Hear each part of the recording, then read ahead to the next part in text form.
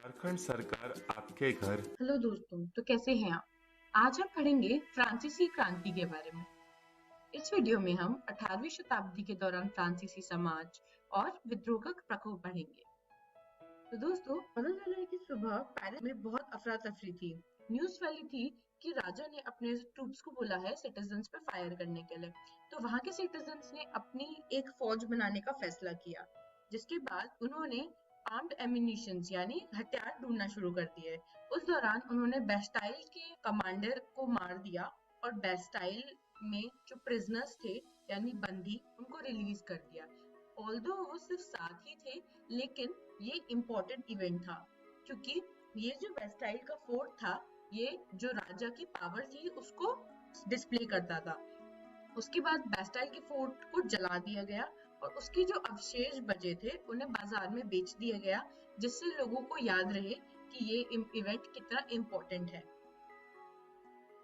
लेकिन उसके बाद भी क्रांति थी दोस्तों रुकी नहीं। नागरिकों ने और भी ज्यादा विद्रोह किया। किसके खिलाफ? जो बढ़ते प्राइजेस थे ब्रेड के, उनके खिलाफ। दोस्तों, अब हम पढ़ेंगे लुई 16 के बारे में। 1774 में राजाओं के बर्बन परिवार के लुइस 16वें ने फ्रांस का सिंहासन लिया। उन्होंने मैरी एंटोनेट से शादी की जब वे 20 साल के थे। तो दोस्तों, बात कुछ इस तरह थी कि युद्ध के लंबे वर्षों के कारण फ्रांस के जितने भी वित्त था वो सब समाप्त हो गया था, यानी उनके पास पैसे नहीं बचे थे, क्योंकि फ्रांस ने अमेरिका को स्वतंत्रता प्राप्त कराने में मदद की थी। दोस्तों, युद्ध ने 1 अरब से अधिक श्रेणियों को जोड़ा, जो पहले से ही 2 बिलियन से अधिक थी। तो दोस्तों, आप समझ ही रहे होंगे कि उनके ऊपर कितना ज्यादा डेट हो गया। तो दोस्तों, अपने नियमित खर्चों को पूरा करने के लिए, जैसे कि सेना को बनाए रखने की लागत, अदालत, सरकारी कार्यालय, विश्वविद्यालय, उन सब को चलाने के लिए राज्य को करों में वृद्धि करनी पड़ गई। लेकिन ये कर हर किसी के लिए सेम नहीं थे। तो फ्रांस में 3 स्टेट थे, क्लर्जी, नोबिलिटी और जो कॉमन पीपल होते हैं। तो जो कॉमनर था, जो थर्ड एस्टेट था जिसे हम कहते हैं, सिर्फ वही टैक्स देता था और बाकी राजा और जो चर्च के पादरी थे वे नहीं देते थे टैक्सेस। इंसानों ने लगभग 90% आबादी का निर्माण किया था, लेकिन उनमें से केवल एक छोटी संख्या यानी 30% संख्या ही थी उनके द्वारा खेती की गई, जिसका स्वामित्व था, यानी हर कोई वहाँ लैंड ओन नहीं करता था। 30% के पास जमीन थी, जबकि 90% आबादी वहाँ की किसान थी। सभी करों का भुगतान तीसरी संपत्ति द्वारा किया जाता था, जिसमें टीज और तेल शामिल थे। फ्रांस की जनसंख्या 1715 में 30 मिलियन से बढ़कर 1789 में 28 मिलियन हो गई। और उस आबादी की वजह से संघर्ष शुरू हुआ, जैसे खाद्यान्न की मांग में तेजी से वृद्धि हुई। ब्रेड जो वहाँ का स्टेपल फूड था, उसकी कीमतें बढ़ गई। अमीर और गरीब के बीच की खाई और चौड़ी हो गई। तो दोस्तों, अब हम बात करेंगे सबसिस्टेंस क्राइसिस के बारे में। तो दोस्तों, सबसिस्टेंस क्राइसिस क्या था? मतलब संकट। क्राइसिस का मतलब होता है संकट। दोस्तों, हमें पता है कि हर किसी कंट्री में कभी बाढ़, कभी सूखा पड़ता है, लेकिन सिंस वहाँ के सिर्फ थर्ड स्टेट पे करते थे, तो उसके बाद उनके पास बाढ़ और सूखे से बचने के बाद कुछ पैसे बचे ही नहीं थे, तो वो राज्यों को क्या पे करते? तो इसे कहते हैं सबसिस्टेंस संकट, जहाँ उनके खुद के पास पैसे नहीं थे अपना खुद का खाना खाने के लिए। अब एक बढ़ता हुआ मिलिट्री का विशेषाधिकार का अंत करने के लिए परिकल्पना करता है। ये सभी शिक्षित थे और मानते थे कि समाज में किसी भी समूह को जन्म से विशेषाधिकार प्राप्त नहीं होना चाहिए। 18वीं शताब्दी के सामाजिक समूहों के भाव को देखा, जिसे मध्यम वर्ग कहा गया। इसके बाद लुई 16 ने एक एस्टेट्स जनरल की सभा बुलाई। सभा में तीनों एस्टेट्स थे, 300 थे फर्स्ट 2 एस्टेट के और थर्ड एस्टेट के थे 600 मेंबर्स। तो दोस्तों, राजा और जो पादरी वर्ग, उन्होंने डिसीजंस अपने हक में लिए और कॉमनर को अलग कर दिया। तो कॉमनर ने अपने आप को उनसे अलग करके एक नया कॉन्स्टिट्यूशन बनाया और एक नई असेंबली फॉर्म की, जिसका नाम था असेंबली नेशनल। 100 साल की मोनार्की को खत्म करके उन्होंने पहली फ्रेंच रिपब्लिक एस्टैब्लिश की, जिसके 3 वो थे, लिबर्टे, एगैलिटे एंड फ्रेटर्निटी।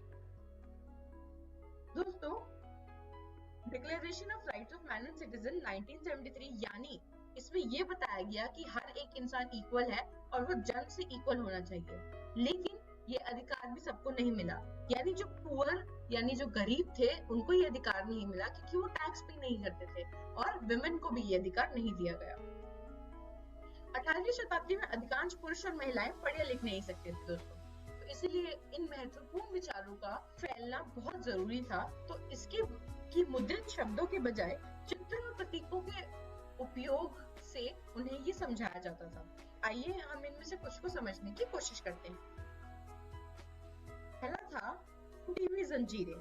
टूटी हुई जंजीरें सिंबलाइज किसको करती हैं? इसका मतलब है लोगों का फ्री होना। अब हम बात करेंगे और सुविधाओं का आधार। ये क्या शो करता था? शो करता था कि एकता में ही ताकत है। अब हम बात करेंगे आंखों के त्रिकोण विकिरण प्रकाश के साथ की, जिसका मतलब था नॉलेज। ये है राजदंड, शो करता था रॉयल पावर को। अब हम बात करेंगे एक अंगूठी बनने के लिए सांप अपनी पूंछ से अड़ता है। ये किसका सिंबल है? ये सिंबल है एटर्निटी का।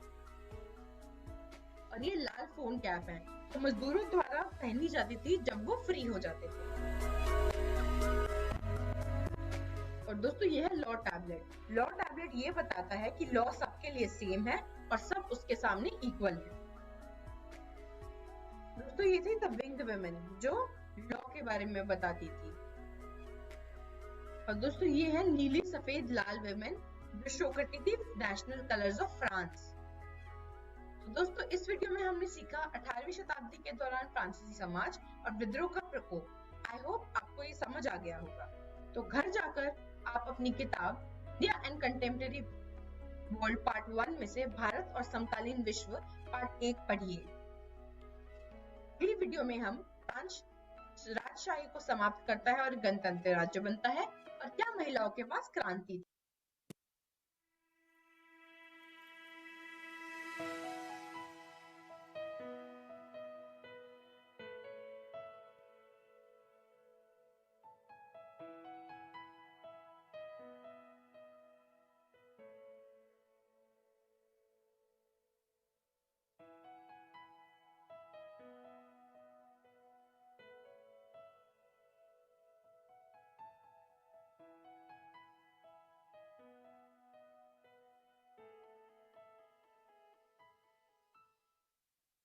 हेलो दोस्तों, तो कैसे हैं आप?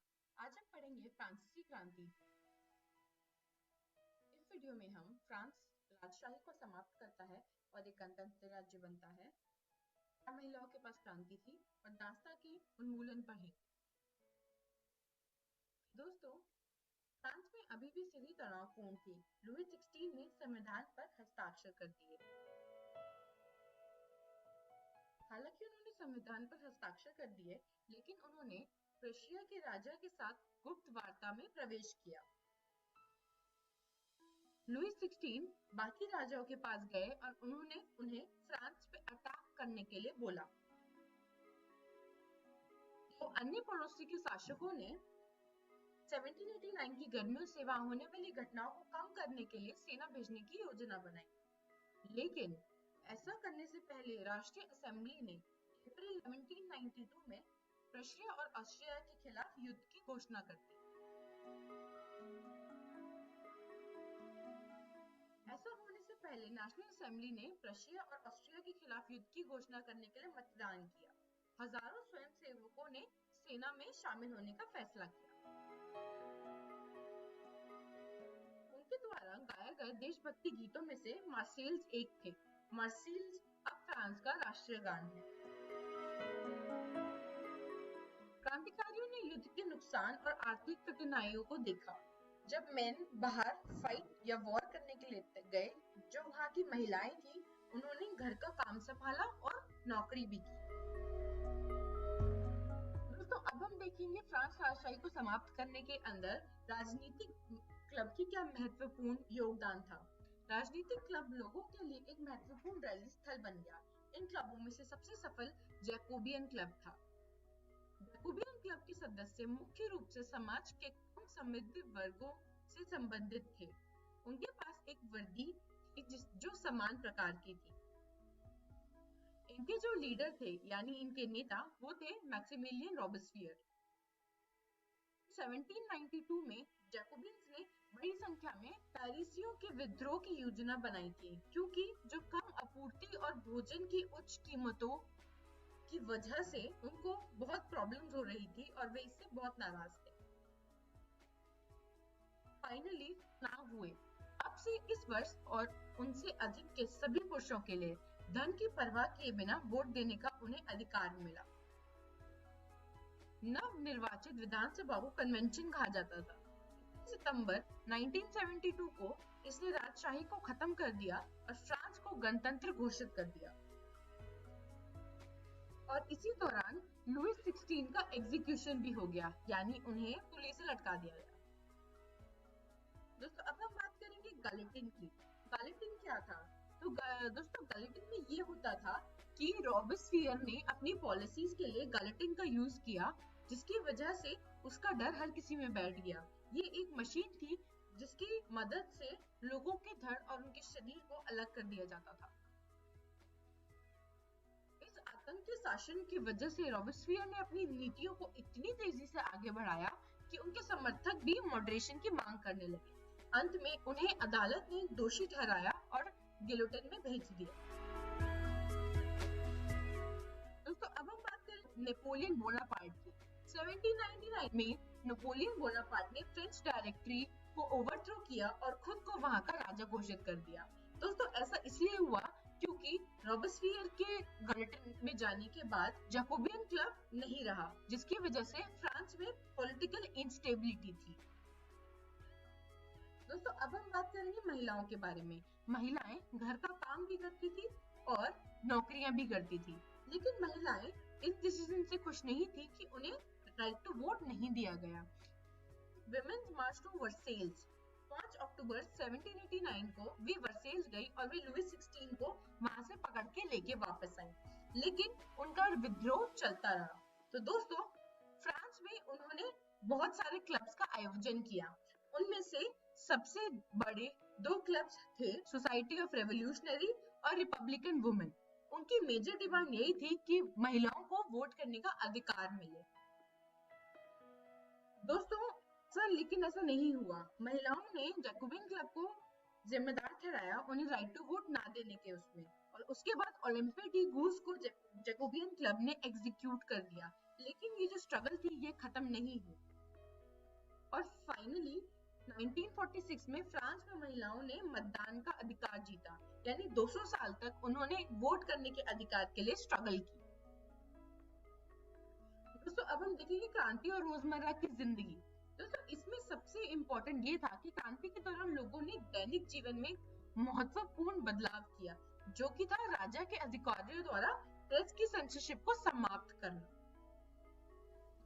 दोस्तों अब इससे क्या हुआ? 1789 और 1799 के बीच में बहुत कुछ हुआ।